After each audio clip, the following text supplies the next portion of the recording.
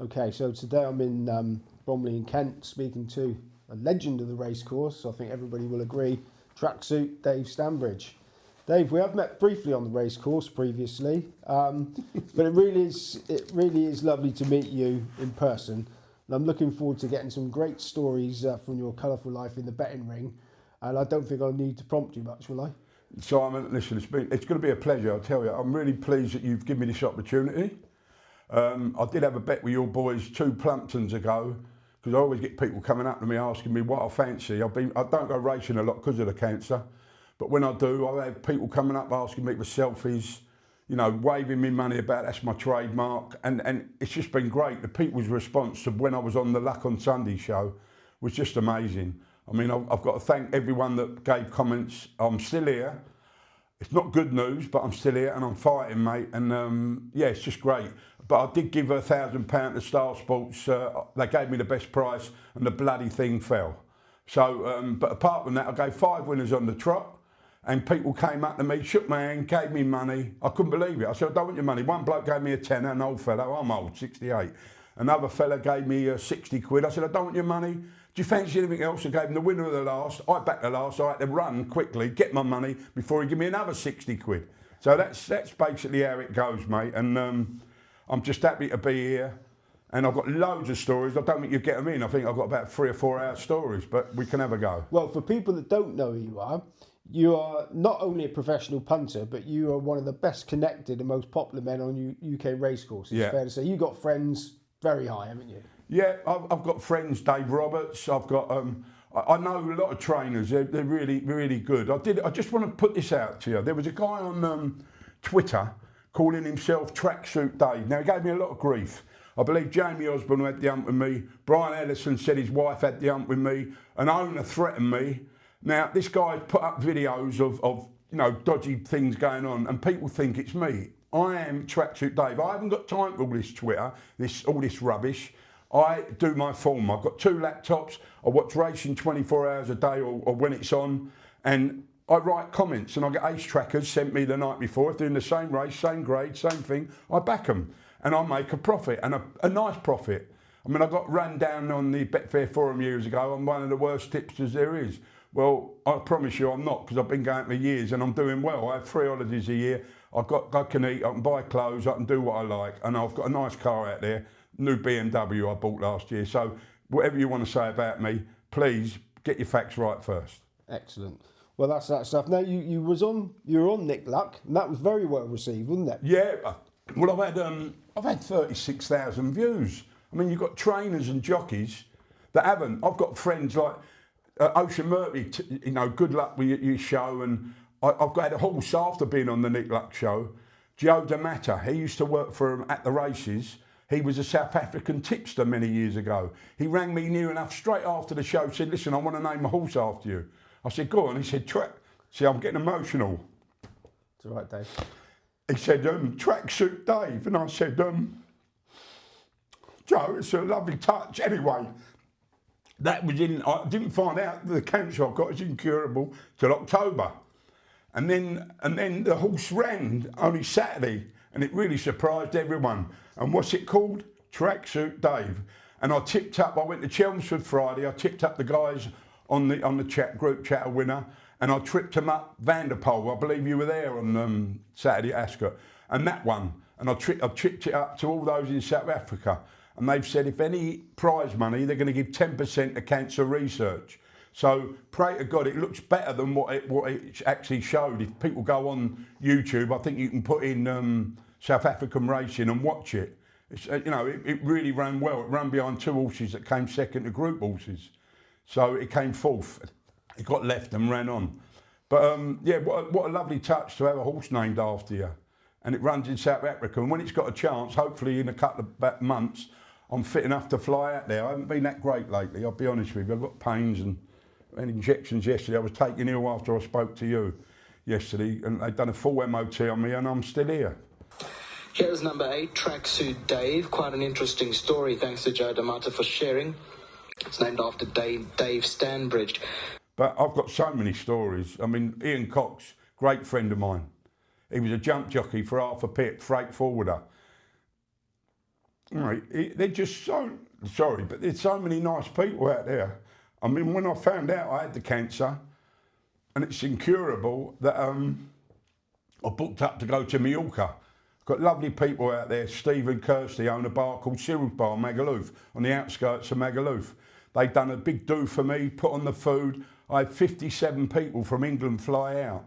Dave Roberts, you know, Ian Cox, all my Chelsea family, because I'm a Chelsea mad, and all my racing family. And I would have had more, but there was another do 2 weeks later that my mate Giles, he had his 60th birthday in Benidorm. But mate, the support I've had is unbelievable. They say you can't count your friends on your hands. I've got some friends that have come from nowhere to be, you know, supportive. Sorry, I'm so emotional because I said to the doctor yesterday when I was taken ill, I don't want to die, you know, not yet. And he said, you always say that. So, you know, no one wants to die. But when you see people in this cancer ward, mate, when I go there, there's people so worse off than me. So, you know, pray to God I'm still here for a few years, but there are so many people, my friend, that are worse off than me. And I will fight and keep fighting. And you come up to me at the races, please. Ask me what I fancy, because I know 5 out of 6 horses are won. And you've been happy, and you've even given me money, but don't give me money. I back them myself, so don't give me any money. Dave, let's talk about a bit about when you started, because you did, like most successful punters, you done your apprenticeship boozing, didn't you? For a bit. I've done my apprenticeship. My mate recommended me Superform, but I first got involved through my dad being a lorry driver. And in 1967, he said to me, Dave, he's reading in the paper to me, and he said, this certain horse jumped like a cat. The trainer said, and I said, what do you mean, Dad? He said, well, the trainer said it jumps like a cat. And at that time, Peter Bonetti was nicknamed the Cat. So I said, well, can you back it for me? He had 5p each way, 100 to 1. I've been skint ever since. But that gave me the bug. He would go past a lorry driver, every betting shop, and if the horse won, he'd buy me a bag of footballs. I mean, I had my little legs then. I had a lot of trouble. I was in hospital the first 5 or 6 years with a bone disease called osteomyelitis. I won't bore you with that. But that's how it started. That's how my gambling bug started, you know? So what did you start doing differently? I mean, when you started taking it seriously, what was your angle? Well, the only angle is 2 laptops, a telly, sit there when racing starts until it finishes, and I've got my mate Graham Punter, that owned camping ground, and he's had a good few, and I told him he'd win the game Spirit at Fontwell by 10 lengths. He said, go and represent me, I'm on holiday, and it won 29 lengths. So I'm a fair judge. He says I'm a natural for watching horses. Like I phoned you up, I left a message with you Saturday. I've just got this ability when I can tell when a horse, you know, wants to win, when it does win, when it likes the ground, and if it wants further. It's just I can tell. I don't know why, but I've been given that ability. There's some people given snooker ability, football ability. I've been given the racing ability to read the races, and I can read a race very, very well. So when you're watching it, if you spot one, yeah, you straight on, write it down, get on the tracker. I write it down, I put it in the Ace Tracker, the ATR, Ace Tracker. The night before they're going to run, I'll get the email, then I'll go through it. Is it the same grade? Yes. The same distance? Yes. The same, if everything is in my favour, I back it. And I promise you, 6, 7 out of 10 win. They don't all win. Horses are not machines. And people out there betting, you must know this. Horses are not machines. Yesterday, after I spoke to you, I got taken ill. I knew I was ill. Horse can't tell you it's ill. Can't wake up in the morning and say, I don't feel well, I'm not going to run today. I put out a horse. We had a meeting of about 30 people for Christmas. Sorry, I've touched the mic there. I had 30 people, we had a meeting, and I said, follow this certain horse. There was 6 of them that gambled. And there was about another 7 that had cancer, would you believe? It's rife at the moment. Anyway, this horse, I told them to follow it. After the first lap at Ascot about a week ago, I knew it was beat. So they're going to think, oh, he gave us this horse, he don't know what he's talking about. I do know, but they're not machines. I believe this horse woke up with a cold or something. Didn't like it that day. You know, they're not machines, horses. Now you've got, well, like we said, you've got a load of mates at the races. I mean, is that, how have you and Matt, because you're like mates with top trainers, top jockeys. Yeah. Like you mentioned Dave Roberts. Oh, mate, Dave's a lovely fellow. So how did you get to know him all? Well, yeah, I knew Dave when he took over, when he had McCoy. mate, I'll tell you a quick story about Dave. Lovely fella. He had McCoy as his jockey. He had them all, Adrian Maguire and all the top jockeys. He goes to Chelsea, I go to Chelsea. He's treating me for my birthday. My birthday's 31st of January, but on the 21st, we play Pathos, the Greek side. And he said, come with me and we're going to have that, and then we go for an omelette after, because they have Indians and curries and I don't. I don't eat all that. But Dave Roberts, he's just such a nice guy. He came on when I had my do in Spain. Honestly, he's... Yeah, I don't know, how to say it. There's just so many. Even McCoy left me a message when he knew I had the cancer. John Terry left me a message because I've known John Terry for years. Ocean Murphy wishes me well. There's trainers out there. Robert Walford. The new trainer now. What's his name? I'm terrible. But there's so many trainers and jockeys that are so supportive.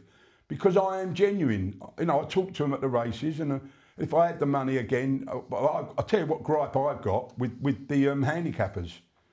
Your horse can finish second, put it up. Third, they put it up. Second, they put it up. I know a horse that's gone up nearly £11, hasn't won. So why should I come into racing? Why should I bother now? I don't. And I'm not going to probably buy another horse, especially with my condition. I'm not going to buy another horse.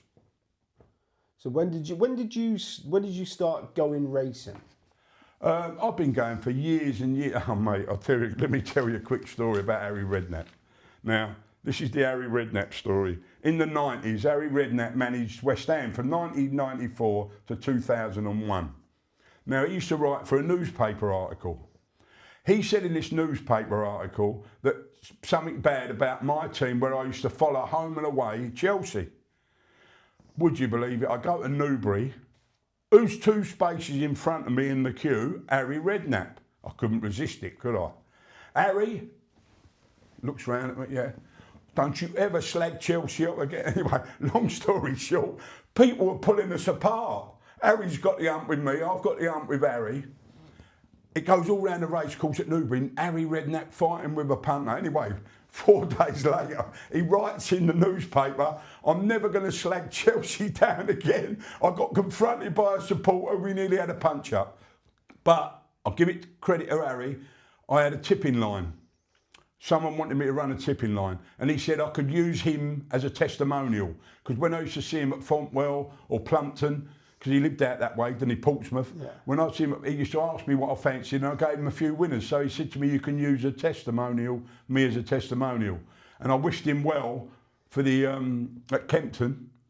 And I said to him, good luck, I think you've got a big chance here because your horse jumped so well. And he just, he wished me so well, patted me on the back. He knows about me a bit about the cancer, and that's it. So, these guys that you fell out with years ago, they're great characters. Harry Redknapp is a great character. Yeah, he's a lovely fella. And you're as famous at the Chelsea as you are at the racing, aren't you? Yeah, well, I'm called Limpy Dave. I'm called Limpy Dave because I've got, bad leg. I was in hospital when I was young.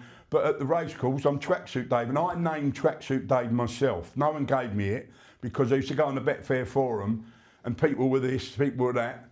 So I said, look, Tracksuit Dave. And every time I used to go to the races, oh, there's Tracksuit Dave.